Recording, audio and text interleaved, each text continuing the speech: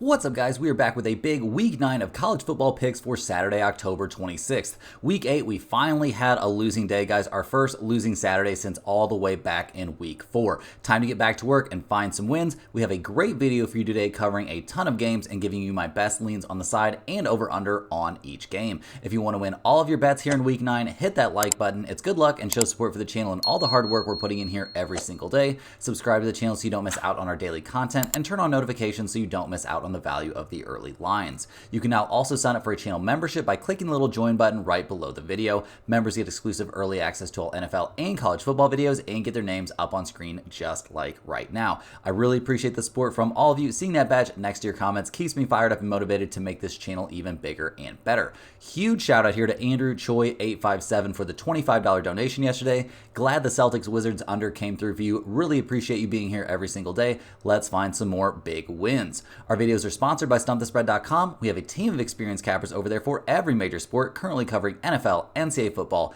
MLB, NHL, UFC, and the NBA. NCAA football has been one of our most profitable sports over the years, and we have a seasoned expert capper over there that has been killing it so far this season. He's coming off another winning week, and there is a huge UFC event coming up early tomorrow in Abu Dhabi, and our guy on UFC has been profitable in each of the last 3 events. So click the link in the description if you're interested in signing up, and also to join our free email list to get the occasional free or premium pick straight to your inbox. Also, if you're interested in peer-to-peer betting with only 1% juice, click the link in the description to check out BetOpenly, where you can make all your favorite bets and even act as the house on parlays.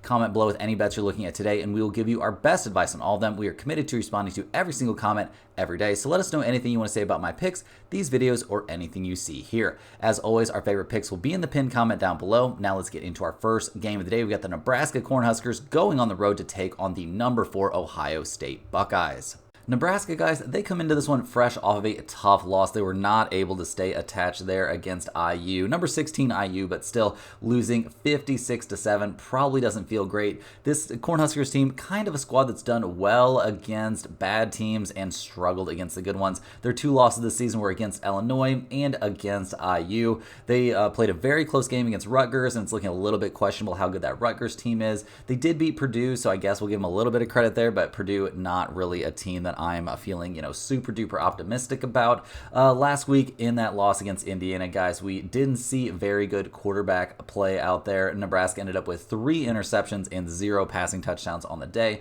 The running game really couldn't get going too much either. Only 70 yards on 29 carries. They did have a rushing touchdown mixed in there, but yeah, the longest run that the Cornhuskers were able to break off was 13 yards over the whole game. So that's another kind of not so great look. And yeah, nobody really went particularly nuts in the wide receiver group. We saw them fumble the ball away twice, so a total of 5 turnovers in that game, starting to look like a pretty turnover-prone team here for the Cornhuskers. So that's obviously a pretty bad deal. And on the defensive side, guys, they didn't look great either, obviously giving up 56 points. Some of that goes at the door of the offense for turning the ball over so much, but they couldn't stop the Indiana rushing attack, so that's a pretty big concern in this game. And they didn't look great against the pass either, to be honest. They gave 280 passing yards. They allowed Indiana to complete 24 of 30 passes. Like, that is a real weak performance there. They didn't do a good job of generating turnovers. They did have 1 interception there, but not a great look there from Nebraska. So don't love what we saw from them. We'll see how things look in this game, but it's not like their competition gets any easier here as they go up against Ohio State. The Buckeyes, guys, they are in a bounce back spot after losing a absolute heartbreaker against number 3 Oregon. They lost that game 32-31 playing at Oregon. So yeah, very, very rough stuff for Ohio State. Like I said, guys, their first loss of the season. I will mention that that's been their first real test this season, so we'll see what they can do in this one. Obviously, technically they failed their first test, but man, losing by only a single point, playing on the road against a very tough opponent, you gotta cut them a little bit of slack there. We saw good stuff from Will Howard in the game, 326 passing yards, 2 touchdowns. He completed 28 of 35 passes, so very little to nitpick about that. We also saw good stuff from the Ohio State running game, guys. Henderson, 10 carries, 87 yards. very good stuff. As a team, 33 carries, 141 yards, and 2 rushing touchdowns. So very, very nice stuff from Ohio State on the ground. Definitely something they're going to want to focus on in this game. In terms of the wide receiver group, we did see Jeremiah Smith catch 9 passes for 100 yards. They almost had 2 different receivers break 100 yards. A very, very good day there. They did fumble the ball away twice. That'll shoot you in the foot, guys. You can't turn the ball over twice and, expect to be in a good position against elite competition. So that's definitely something they're going to want to clean up. But those are fumbles, guys. Definitely something that is very, very addressable. So on defense, I don't know if we can really be too hyped about what we saw, but Oregon, a very tough opponent out there. Ohio State struggled a little bit against the run. They struggled a little bit against the pass, giving up 341 passing yards, but only allowing Dylan Gabriel to complete 23 of 34 passes. Not the worst. The problem was Ohio State generated 0 turnovers. And if you have 2 turnovers and your opponent has 0 turnovers, you're going to have a really tough time winning that game. So we'll see what they're able to do in this one. I think the Ohio State defense is slightly better than what they showed last week. And I mean, it was against Oregon, guys. So we're not freaking out about that at all. Looking at the numbers for this game, we see Ohio State is minus 25.5. We've got an over-under out there of 48.5. Nebraska, they're 4-2-1 against the spread this year. They're 5-2 to the under. Ohio State, they're 3-3 against the spread and 4-2 to the over. Guys, we're going to be taking Ohio State at minus 25.5 in this game. We became a bit more skeptical of Nebraska after watching their poor offensive performance at home against Rutgers. Barely getting past the Scarlet Knights there was a not great look. Their offense had been headed in the wrong direction over the last few weeks for sure, so we're not very excited about that. I highly value the Buckeyes on both sides of the ball here, and they're getting an easy opponent in a huge bounce back spot here where they really, really want to get this blowout win and cover to, wash the bad taste of that loss against Oregon out of their mouths. So definitely go ahead and give me the Ohio State Buckeyes here to get a blowout win. In terms of the over-under here of 48.5, I think we want to go just a slight lean here towards the over, but not seeing a ton of value here on this overplay. I definitely think there's some value on the Buckeyes here at minus 25.5. I think this spread should be more around minus 28 or something like that. Next up, guys, we've got a little bit of a deep cut here. We're looking at the American Conference. We've got the Tulane Green Wave going on the road to take on the North Texas Mean Green. We got a green versus green showdown here. Tulane comes into this game fresh off of a 24-10 win over Rice. They've looked great over their last 4 games, guys. A win at UL, a win over USF, a blowout 71-20 win there at UAB, and then last week taking care of business against Rice. So yeah, Tulane on an absolute roll here. Last week against Rice, guys, we saw pretty good stuff there. I mean, only scoring 24 points doesn't look insane, but they were pretty surgical with it. I mean, no turnovers there on offense at all. The running game looked great. 155 yards on the ground. We saw Hughes, 27 carries, 140 yards, and a touchdown. The passing game looked fine. I mean, 12 of 25 for a touchdown isn't, something to write home about. Only 152 yards, but the passing game, not really their emphasis in this one. They were dominating on the ground, and why would you switch anything up if you can just get it done there, grinding out run after run? It's got to feel pretty nice when that's working out. This team, not necessarily one that I would look at as an offensive juggernaut, but we'll see what they can get done here. On defense last week against a kind of hapless Rice team, they had 3 interceptions. They generated a total of 5 turnovers, so Tulane has to feel great about what they did on defense. I don't think that's really something that's sustainable. They're not going to be putting up 5 turnovers against everybody. I do think this is a decent defensive team, don't get me wrong, but I think we saw a lot of really questionable mistakes there from Rice. So we'll see what they're able to do this time. I mean, they did give up 73 rushing yards, so that's a little bit of a concern, guys. Dean Connors there for Rice, 11 carries, 76 yards. He had a 27-yard carry mixed in there. Something Tulane might be a little bit concerned about here is their run defense. So we'll see how that goes for Tulane, but overall, I'm not feeling bad about the Green Wave right now. They're going on the road here to take on North Texas, who is also 5-2 on the season. They're coming off of a tough loss, guys. They lost at Memphis 52-42. So not what they were hoping for. They are still 5-2 on the season. Like I was saying, that loss snapped a 3-game winning streak. Maybe not against the toughest competition, but still at 2-1 there in the American. I don't think they have to hang their heads too much in that tough loss there on the road at Memphis. Obviously, playing at Memphis, not the easiest place to play. We saw some positives. I mean, Chandler Morris looked great out there. 3 passing touchdowns. He did get picked off once, but he passed for 445 yards. And guys, we saw crazy stuff in the running game there for North Texas. This was a game that featured, 96 6 points of offense. So you expect those offensive numbers to be big, but yeah, Sheffield had a 75-yard carry there. He had a touchdown. We saw Shane Porter put up a touchdown. Chandler Morris, 10 carries, 71 yards, a total of 208 rushing yards there, and that's, even with accounting for a negative 21-yard run in there. So very good stuff from the North Texas, squad. Just in general on offense, they looked very, very good. Obviously on defense, plenty of room for improvement there. Memphis put up a ton of points on them in the running game, and yeah, they didn't do a good job of stopping the pass either. It was a bit rough. We didn't see them generate any turnovers. So yeah, North Texas defense, definitely something we're a little bit worried about, but they're not exactly going up against an offensive juggernaut in this game. So guys, looking at the numbers for this one, we see North Texas, they're getting 8 points at home. We've got an over-under out there of 68.5. Tulane, they're 5-2 against the spread this season. They are 4-3 to the over.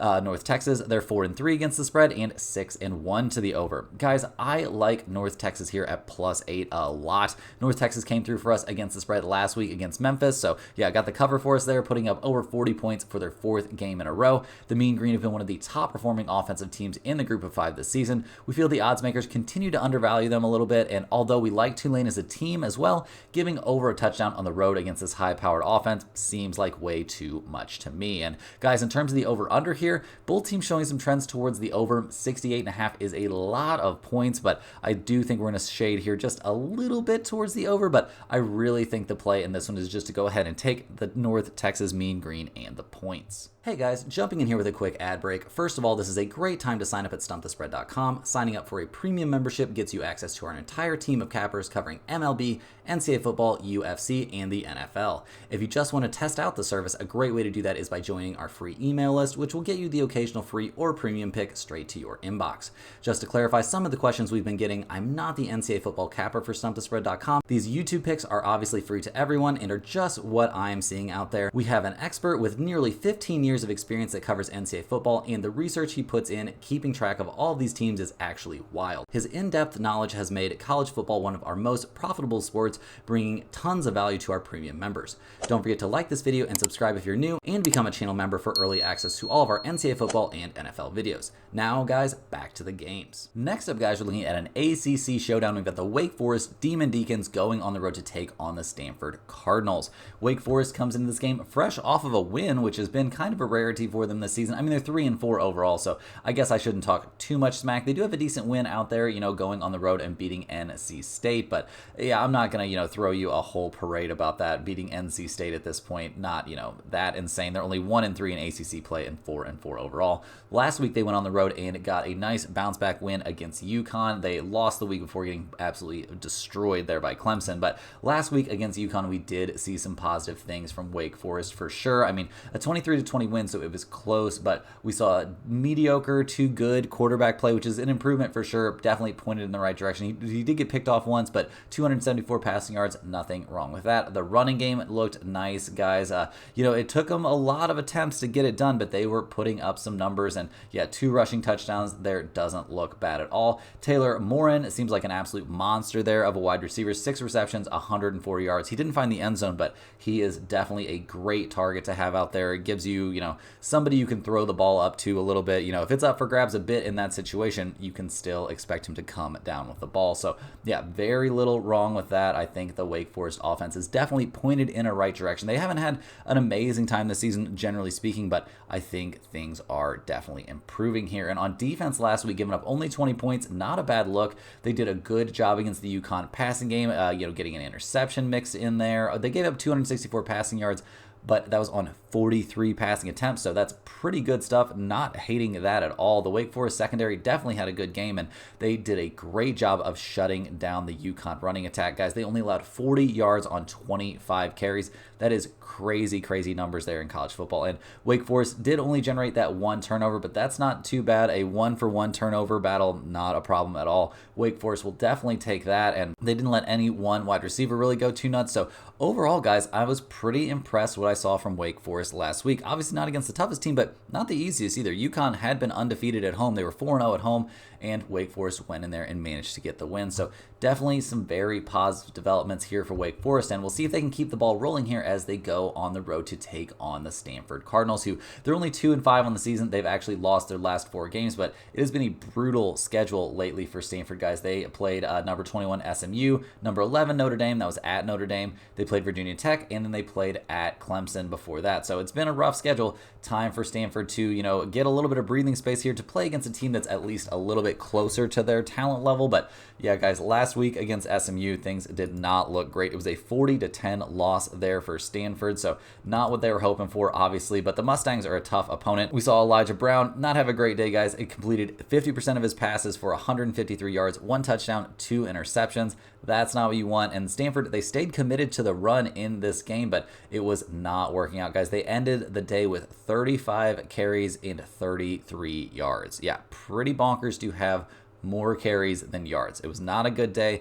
Definitely not a great time there for their front 5. Not a great performance, really. No wide receivers went particularly nuts, and yeah, those 2 interceptions really put you in a bad position. They were down 21-0 at the end of the first quarter, so it was a very, very rough game out there for the Stanford offense. They just couldn't get anything pointed in the right direction. That running game looked really, really bad, and yeah, the defense didn't look much better, guys. They got absolutely destroyed there by Kevin Jennings and the SMU passing attack, guys. 332 yards of through the air allowed, 3 touchdowns. Stanford did have 3 total turnovers in the game. They generated 3 turnovers, but it did not do anything to turn the tide here, guys. They couldn't stop the passing attack. They couldn't stop the run at all. It was just a really, really rough day out there for Stanford, and not a team that's been amazing on defense this season either. So definitely plenty of reason there for concern about the Cardinals. And looking at the numbers for this game, guys, Stanford's getting 3 points at home here. We've got an over-under of 53. Wake Forest, they're only 2-4-1 against the spread this year. They're 5-2 to the over. Stanford, they're 2-5 against the spread and 5-2 to the under. Guys, I'm definitely looking at Wake Forest here at -3. Even though Stanford had some nice results earlier in the season, we've completely lost faith in them on the offensive side of the ball. They've scored just 14, 7, 7, and 10 points over their last 4 games. We rate Wake Forest significantly higher than Stanford on the offensive side, and a lot of that has to do with the strong quarterback play we've been getting from Hank Batchmeyer from the Demon Deacons. This is a tough back-to-back road trip for Wake Forest in terms of travel, coming off that 23-20 win against UConn, but we still like Wake Forest here, giving the points against the struggling Stanford Cardinals. Next up, guys, we got one of the marquee games of the day. We got the number 20 Illinois Fighting Illini, who are 6-1 on the season, going on the road to take on the number 1 Oregon Ducks, who are 7-0, still undefeated this year. Illinois comes into this game, guys. They're playing great. They dominated Michigan last week, winning 21-7. Their only loss this year was going at Penn State. They lost to number 9 Penn State, 21-7. So yeah, that game wasn't too close, but really we've liked what we saw from Illinois. They escaped a hell of a scare, not last week, but the week before when they beat Purdue 50-49. Crazy to see that game be that close, but Illinois had a nice bounce back there, taking down number 24 Michigan. Yeah, Illinois pretty much dominated that game, guys. They got out to a nice lead there in the first half and then salted it away, playing their typical suffocating defense and their smash mouth running attack style, guys. Yeah, not too much going on through the air, but Altmaier did complete 9 of 18 passes for 80 yards and 1 touchdown. That's what Illinois likes to see. They're not trying to throw the ball a lot. It's not something they need to do. They're not going to force it. The most important thing was he didn't throw an interception. So good stuff there. Love to see it. The running game was fully online there for Illinois, guys. They ended up with 187 rushing yards on 38 attempts.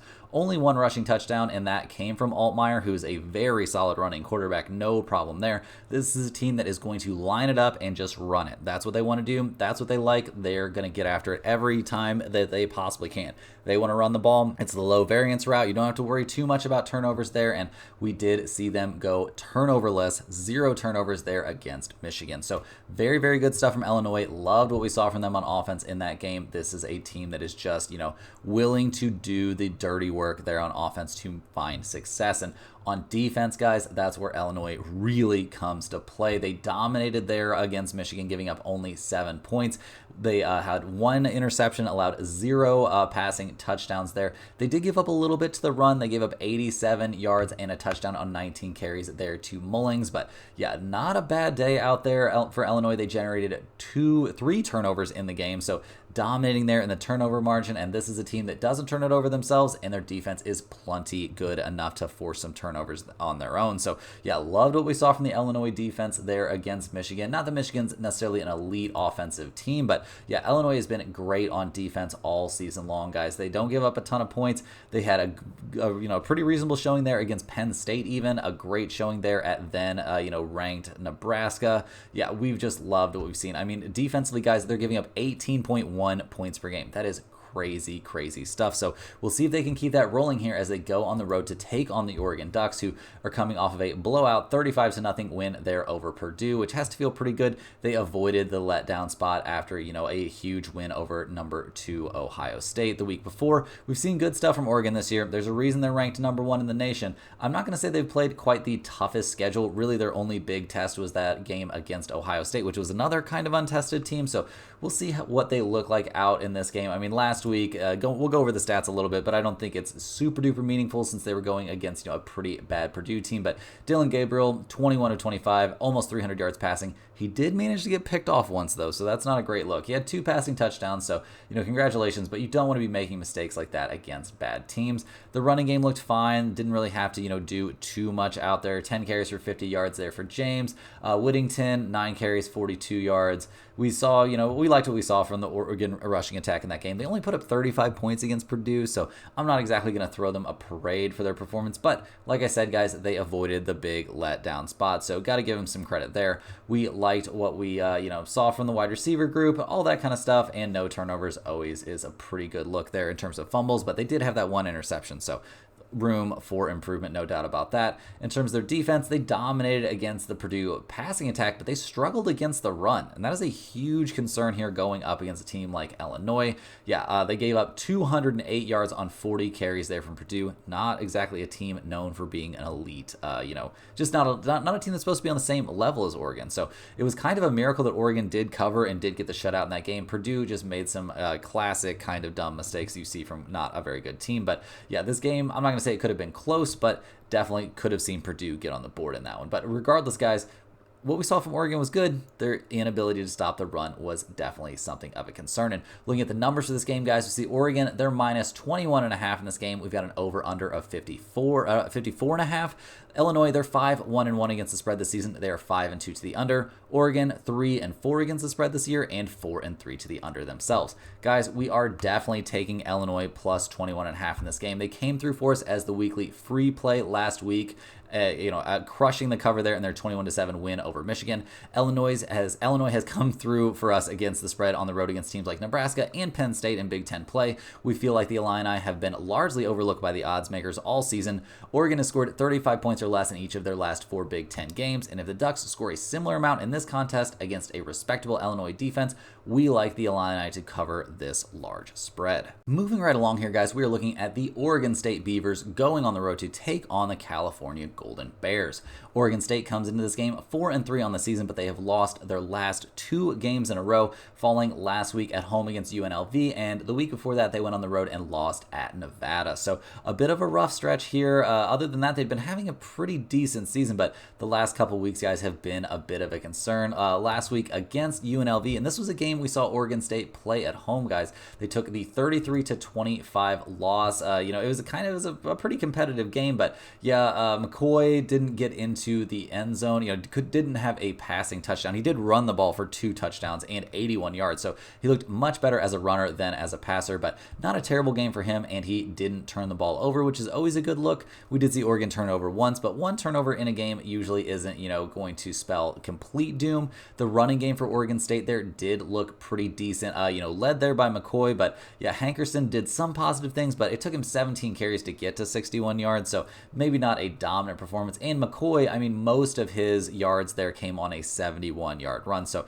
I'm not going to go into this too much, super overvaluing the Oregon State rushing attack. I don't think they're terrible, but I also don't think we're going to be putting them in the elite category. The passing game, like I said, looked all right out there. They had that 1 turnover by Anthony Hankerson, so that's not ideal. On defense, guys, they really struggled against the run. They were okay, not amazing, but okay against the pass. They did generate 1 turnover in the game, so that's nice. But yeah, not an amazing day there for the Oregon State defense. They gave up nearly 200 yards passing and a passing touchdown. They had very few answers there for a mobile quarterback or just the running game in general, guys. I mean, 40 carries, 188 yards, and 2 rushing touchdowns. Not really the kind of game that you are going to be writing home about if you're a defensive player. So yeah, not in love with what we saw from Oregon State last week against UNLV, and they have lost 2 in a row. Now they've got to go on the road here to take on the California Golden Bears, who have been having a rough time lately, guys. They've actually lost 4 in a row. They lost at Florida State, then they lost to number 8 Miami in a very competitive game that Cal eventually lost by 1 point. That was a devastating loss there. Then they followed that up with another very tough, very close loss. They lost at Pitt, guys. Number 22 Pitt, they lost that game 17-15. So another agonizingly close game. And then last week, guys, losing against NC State 24-23. Yeah, can't make this up, guys. Been a devastating year here for the Golden Bears. They could have conceivably won all of these games pretty easily, and they just couldn't make it happen. They could be 7-0 on the season. Like, think about what everybody would be saying about Cal if they would have just came out on top in those games. But last week against NC State, guys, another agonizingly close loss. We saw pretty good stuff in the passing game there for Mendoza. 30 of 42, 282 yards passing. Nothing bad there. No turnovers in the game for him, so that has to feel pretty great. Cal only turned the ball over once in the game. They generated a couple turnovers of their own, so that shouldn't have been, a huge problem. The running game looked great for Cal out there. I mean, Thomas and Cardwell Jr. both looked very, very good. We had 2 rushing touchdowns there for the Golden Bears. Definitely not a game they should be hanging their head about. We saw, a couple receivers do really good, and yeah, this just should have probably been a win. Should have probably been a win. A very, very tough loss there for Cal. And on defense, it's not like they looked terrible either, guys. They did struggle a little bit against the pass, giving up 2 passing touchdowns and getting no interceptions, but they were dominant against the run, guys. They held NC State to 29 yards and 1 rushing touchdown on 30 carries. So yeah, dominant stuff there defensively. They generated a couple of fumbles. So yeah, 2 turnovers in the game there for Cal. Probably a game they should have definitely found a way to win. And they probably feel like that about a lot of their recent games, guys, because it has been super, super tough there for the Cal Golden Bears, losing close game after close game. Looking at the numbers for this one, guys, we see Cal, they are 10.5 point favorites at home. We've got an over-under of 49.5. Oregon State, they're 2-5 against the spread. They are 4-3 to the over. Cal, they are 4-3 against the spread and 5-2 to the under. Guys, I'm definitely taking Cal to get the win and cover in this game. I feel like they're a lot better than their 3-4 overall record, as all of these, super tough games against super tough opponents have been incredibly close. This squad has nearly upset teams like Pitt and Miami in recent weeks, and they're just a few plays away from being, they could be 7-0 right now. Oregon State, they're coming off back-to-back losses against Mountain West opponents. UNLV and Nevada, this is going to be another very challenging matchup here for the Beavers. I definitely think this is a great spot for Cal to get a little bit of a bounce back, to get a nice win, put a nice win on the board here, and I think they'll do so in dominant fashion. Jumping in with our first ever sportsbook ad, guys, and I am super excited to tell you about BetOpenly. They are unlike any regular sportsbook out there. Their whole goal is to facilitate peer-to-peer betting, so instead of them having a vested interest in you winning or losing your bet, they just want to match you up with a real person who wants the opposite side. At BetOpenly, you will be paying drastically reduced juice on your bets, close to 1% instead of the 10% you would pay at any of the big guys. Not having to fight that built-in house edge sounds pretty great to me. BetOpenly supports all your favorite bets, including props and parlays, and get this, guys, you can even be the house on parlays, meaning you only need a single leg to win to cash your bet. Most importantly, BetOpenly will never limit your account for being a consistent winner, which is something that happens all the time on the bigger sites. If you're interested in signing up, click the referral link in the description of this video and let's cash some bets. Now, guys, back to the games. Next up, guys, we've got another one of the big matchups of this crazy day of college football. We've got number 5 Texas going on the road to take on number 25 Vanderbilt. The Longhorns come into this game fresh off of their first loss of the season. They had a lot of trouble there against number 5 Georgia, losing 30-15. Texas, didn't pass this test. They looked pretty good this season, even against some better opponents, but couldn't get the job done here against a determined Georgia squad. Guys, we saw Ewers have a pretty mediocre day, 25 of 43 through the air, 211 passing passing yards, 2 touchdowns, 1 interception. So didn't love what we saw from him. Obviously, Texas needs him to have big games if they're going to find success. We didn't see the Longhorns running game have too good of a time at all either. I mean, obviously Ewers putting up a negative 34 rushing yards doesn't look too hot, but we saw Wisner 15 carries for 52 yards. They had no rushing touchdowns on the day, and like only scoring those 15 points doesn't really make you look too great out there on offense. And yeah, didn't see any wide receivers go particularly nuts. I mean, Golden did put up 77 yards on 3 receptions, but it was a tough day out there. And Quinn Ewers really had a nightmare performance, guys. He lost 2 fumbles in the game. Arch Manning lost a fumble. That was a total of 4 turnovers there for the Longhorns. You are not going to win any games against elite competition when you turn the ball over 4 times. And while they did force 3 interceptions of their own, that was a pretty good look. They just didn't have a lot of great answers there for the Georgia running attack. So that was a bit rough out there. The Texas defense, not necessarily a banner day for them outside of those interceptions, which obviously, don't get me wrong, that's a huge deal. You generate 3 turnovers, but if your offense just keeps turning the ball over, you're usually not going to be able to stem the tide. So struggling here a bit against the rush. Didn't look terrible against the pass though, so got to give them some credit there, but definitely not a game from the Longhorns that, we were super enthusiastic about. Ewers having such a bad day, we could end up seeing more Arch Manning. We could end up seeing, something of a quarterback controversy there for the Longhorns. So that is not usually, not usually a great recipe for success there. So we'll see how things shape up here for the Texas offense as they go on the road to take on a feisty opponent in the Vanderbilt Commodores, who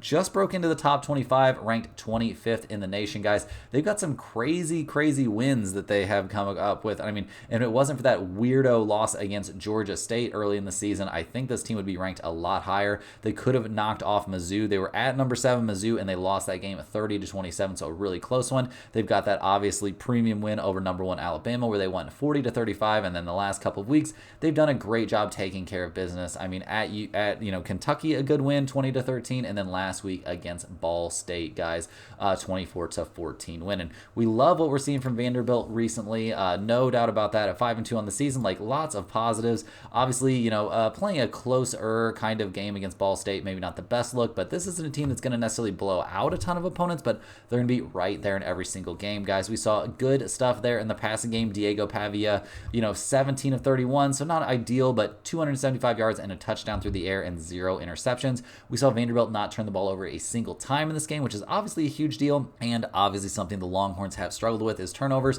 Pavia looked great in the running game as well. Alexander looked good in the running game, 145 rushing yards and a rushing touchdown there for Vanderbilt. So good stuff there. We saw Eli Stowers look insane in the passing game, guys. He's looking like an amazing wide receiver. 8 receptions, 130 yards and a touchdown. So nice stuff there. And on defense, guys, Vanderbilt looked good as well, giving up only the 1 passing touchdown, 190 yards through the air. They completely stifled the Ball State rushing attack. They didn't generate any turnovers in the game, so that's a little bit of a concern, but when you're only giving up 14 points to your opponent, you don't really have to generate a ton of turnovers. You don't need those huge momentum shifting plays.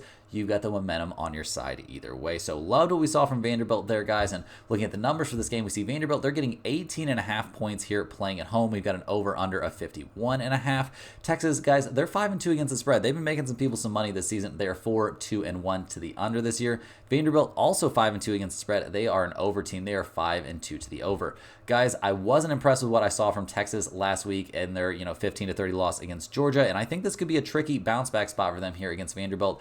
I like the Commodores here at plus 18.5. Believe it or not, Texas has only played in 1 true road game so far this season, and that came early on against a Michigan opponent that has not been good, although Texas is still in a position to make a strong run at the college football playoff. This feels like too many points to give against a Vanderbilt opponent that's shown a great ability to play up to the level of their competition whenever they need to. So definitely love this spot for Vanderbilt. This is definitely going in the pinned comment. Next up, guys, we're going to look at the New Mexico Lobos going on the road to take on the Colorado State Rams in a Mountain West showdown. New Mexico hasn't been having an amazing season, or at least didn't have an amazing start, but they've kind of turned things around here recently, winning their last 3 in a row, taking down New Mexico State, Air Force, and then winning last week in a high-scoring showing. Very close game against Utah State. So not exactly amazing opponents that they're finding the success against, but hey, they are finding some success. So got to give them credit where credit is due. We did see the Lobos, they put up 50 points last week. That's got to feel pretty good. The passing attack didn't look amazing there, guys. Dampier got picked off 3 times. He did have 2 passing touchdowns, but he looked much better when using his legs, guys. 15 carries for 105 yards and 2 touchdowns on the ground. Eli Sanders was a monster in the running game as well. 14 carries for him, 75 yards and 2 touchdowns there. So loved what we saw from New Mexico in the ground game. Hated what we saw from them through the air, mostly due to those interceptions and completing 17 of 27 passes. Like, that's not really amazing. And they were going up against a very weak opponent in this game. So we'll see what they're able to do in this one. Obviously, the turnovers are a concern. They turned the ball over 4 times in that game, enough to almost lose to a team like Utah State. A little bit embarrassing there. On defense, they could not stop the pass. They didn't do a great job stopping the run either. Obviously, you give up 45 points there. Not an amazing performance from the Lobos, so don't necessarily love what we saw in that respect. They struggled a lot. Nobody could really guard Jalen Royals there, so the secondary definitely a concern. We did see Utah State turn the ball over twice, but still, a big turnover margin there in favor of New Mexico. So, yeah, can't hate on them too much. They got the win, but maybe not the cleanest win, and they're going to have to play a little bit better here going up against Colorado State, who's won 2 in a row themselves. They beat San Jose State, and they won last week going on the road, taking down Air Force 21-13. Obviously, Air Force, guys, pretty freaking bad, but Colorado State did what they needed to do and got the win last week. And at 4-3 on the season, they've done some positive things. They've done some negative things. We'll give them a little bit of credit there for their win over UTEP, but that's not an amazing opponent. They haven't played the toughest schedule there, so not, the Colorado State Rams, not a team that I'm necessarily super duper high on. Last week against Air Force, they leaned very heavily on their running game, but the passing game was fine too. Combined 201 yards and 2 passing touchdowns with 0 interceptions out there. Gotta love that. Also the running game, guys, looked insane. Avery Morrow, 20 carries, 132 yards there on the ground. And we did see Colorado State fumble the ball away twice, so that's a bit of a concern, guys. 2, fumbles lost, so that's not a great look. But the running game, definitely the impetus behind this team's success. So we'll see if they can keep running the ball well in this matchup. We'll also see what they can do on defense. Last week, obviously, against a very weak Air Force team, they struggled a bit against the run, but they looked much better against the pass, generating a couple interceptions. They generated 3 total turnovers, so that's something of a positive development there. And I think overall we do like what we saw from Colorado State on defense last week. Over the course of the season, has this been a great defensive team? I would definitely say no, but they've done some positive things, so we got to at least give them a little bit of credit out there. And a 4-3 record, nothing to turn your nose up at too much. Looking at the numbers for this game, guys, you see Colorado State is minus 4.5. We've got an over-under of 63.5. Unfortunately, guys, on the side in this game, I cannot give you my lean. It's already posted over there at stumpthespread.com. But given these trends here and what we're seeing, Colorado State 4-3 against the spread, 4-2-1 to the under, but New Mexico 5-2 against the spread, 6-1 to the over. With neither team playing great defense right now, I think I'm going to lean a little bit towards the over 63.5 in this game, but I don't think this is a pick I like quite enough to end up putting in the pinned comment. Next on the docket, guys, we've got the Utah State Aggies going on the road to take on the Wyoming Cowboys in another Mountain West matchup, guys. Utah State comes into this game fresh off of that loss we were just talking about against New Mexico, guys. And at 1-6 on the season, they're not having a great time out there. We did see some positive things last week. The passing game looked a little bit better. We saw, Petras do some good things. 360 passing yards and 2 touchdowns. He completed 32 of 47 passes. He was picked off once, so that's not great. But we also saw the running game look very, very good, guys. 4 rushing touchdowns in the game, 143 yards on a total of 34 carries. Not going to turn our nose up at that. That seems pretty reasonable to me. In the receiving game, Jalen Royals looking like an absolute monster like we discussed, and we did see Utah fumble the ball away once, but 2 turnovers in a game doesn't necessarily have to spell, the end of everything, especially when you're up against, less than great opponents. But Utah State hasn't been having a good time against anyone this season, so we'll see how things go there. It's been, a little bit of a rough look. Obviously, on defense, they had a terrible day, except for 3 interceptions. That's a nice look for sure. They generated a total of 4 turnovers. They had very few answers there for the New Mexico running game, so that's a problem. And they did okay against the pass, but obviously, anytime you give up 50 points, you're probably not playing that well on that side of the ball. So definitely some concerns here for Utah State, a team that's having a rough time finding their way this season. But they're in a pretty favorable matchup in this one, guys, taking on the Wyoming Cowboys, who are 1-6 this season themselves. Their only win this year was against Air Force. Last week they lost against San Jose State. The week before that they played a close one against San Diego State, so that's a little bit of a sign of something positive, but not a lot of positives this year for the Wyoming Cowboys, guys. They are not having a good time. Obviously, coming off that 14-24 loss, they looked really bad out there on offense last week, guys. They had 3 total interceptions. Not a great look there. They totaled between both their quarterbacks, guys, to complete 18 of 36 passes.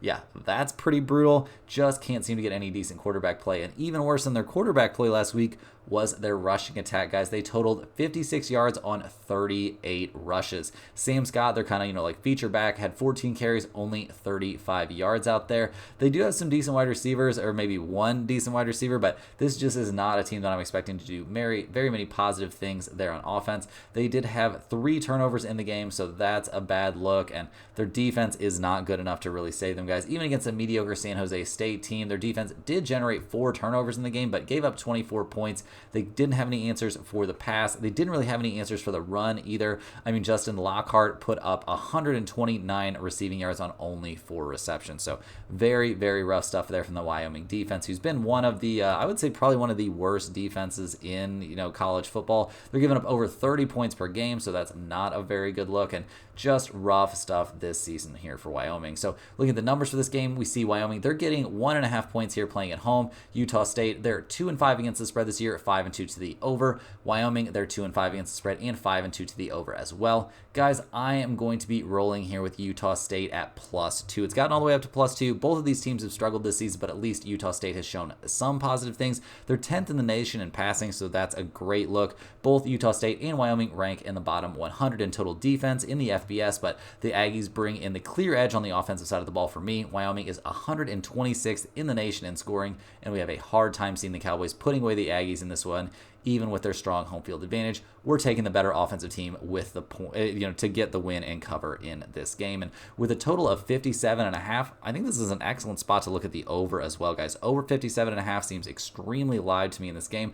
I think we're going to see plenty of offense out there, especially from Utah State. Obviously, we're dealing with 2 teams that are pretty bad. I think you're going to see defense be at a bit of a premium, so give me a little taste of the over in this game as well. Moving right along here, guys, we've got the Troy Trojans going on the road to take on the Arkansas State Red Wolves out there in the Sun Belt. Troy's not having a great time, guys. Only 1-6 on the season. They got blown away by not the toughest opponent there in South Alabama. They lost that game 9-25, so a bit of a tough look for Troy. They've been having a rough time this season, no doubt about that. Matthew Caldwell got picked off twice last week. Barely completed half of his passes for 142 yards. The running game couldn't get anything going there. 22 carries for 36 yards is pretty embarrassing. And yeah, just not a lot of positives for Troy on offense. And the defense wasn't too much better. They couldn't stop the run. They couldn't generate any turnovers in the whole game. Giving up 25 points isn't that bad, but it's not like it was against the toughest opponent either. So definitely things looking pretty tough here for the Troy Trojans. And they're going on the road to take on Arkansas State, a team that's had an okay time this year. They're 4-3 on the season, coming off of a nice road win last week against USM. They kept things close against Michigan. They did get blown out by Iowa State, but against South Alabama early in the season, they came away with the 18-16 win, so that's got to feel nice for them.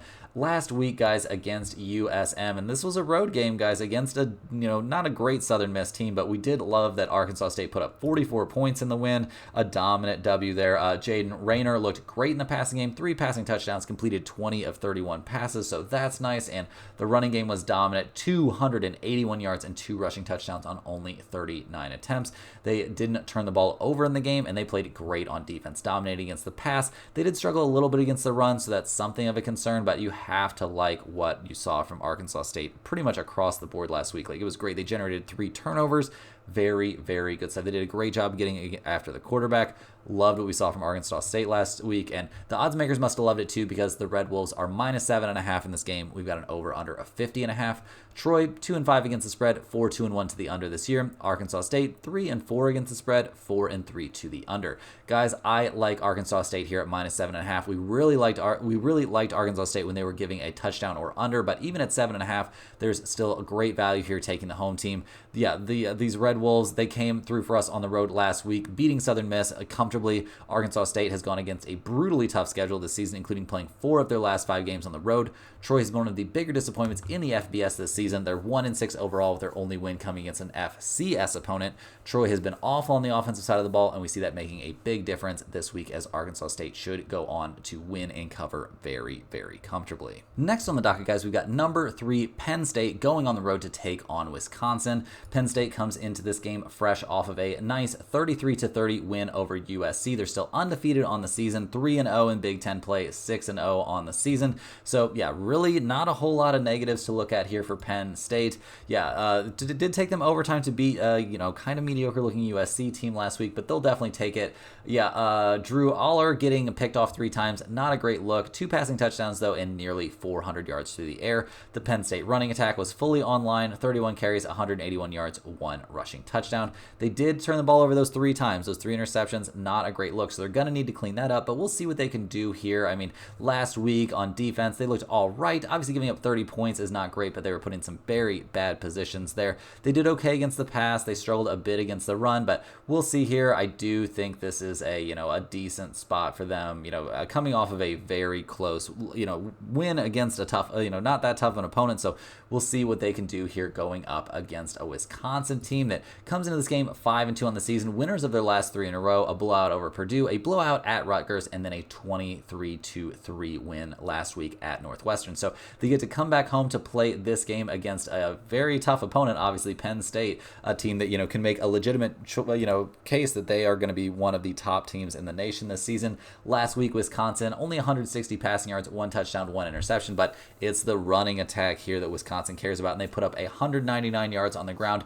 Tawee Walker, 23 carries, 126 yards. They had 2 rushing touchdowns on the game, so very, very good stuff there. Very few notes for me about Wisconsin's running game. They are excellent on the ground. The passing game, they didn't care about too much, and that's fine. They did lose the ball a couple times, so 2 turnovers on the game, but their defense was dominating, guys. That Northwestern passing attack has nothing going for it. They only, Wisconsin only allowed them to get 82 passing yards. They didn't give up much to the run either. They generated a couple of 1 turnover, so that's something. And yeah, just dominating, giving up 3 points in the game. So we loved what we saw from Wisconsin on the defensive side. And looking at the numbers for this game, guys, we see the Badgers, they're getting 6.5 points at home. We've got an over/under of 47.5. Penn State 2-4 against the spread, 4-2 to the under. Wisconsin 3-4 against the spread, and 4-3 to the over. Guys, I like Penn State here at -6.5. Penn State beat USC on the road in their last outing, while Wisconsin lost to USC 21-38. Wisconsin has been better over the past 3 weeks, dominating mid to lower tier Big Ten opponents. But yeah, the Badgers still need to prove themselves against a higher caliber team before we can completely buy in. Penn State coming off a bye week, which should help their preparation and recuperating from their overtime win. We value Penn State more on the offensive side of the ball. That should be the difference maker for the Nittany Lions. Give me Penn State here at less than a touchdown. I think they comfortably win this game by 7 the vast majority of the time. Last but not least here, guys, we've got something of a rivalry game on our hands. We've got the Michigan State Spartans going on the road to take on the Michigan Wolverines. Michigan State comes into this game fresh off of a nice win. They took down Iowa last week, so got to feel good for them to get off the schneid after dropping 3 in a row. I mean, 2 of those losses were against top 6 of now top 1 opponents, so yeah, that's got to be a little bit brutal, but Michigan State a nice bounce back in that 32-20 win over Iowa. They did some good things in that game, a lot of action late in that one. Yeah, we saw Chile's 256 yards to the air, 1 touchdown. He was picked off once, but he completed 22 of 30 passes. The Michigan State running game looked great, 212 yards on 40 carries and 1 touchdown there, so that was nice. And yeah, we saw Nick Marsh look great in the passing game. Just a lot of positive stuff. The Spartans only turned the ball over that 1 time, so that's a good look. And on defense, giving up 20 points, not the end of the world. They were dominant against the pass there, so very good things to look at in the film room for their secondary.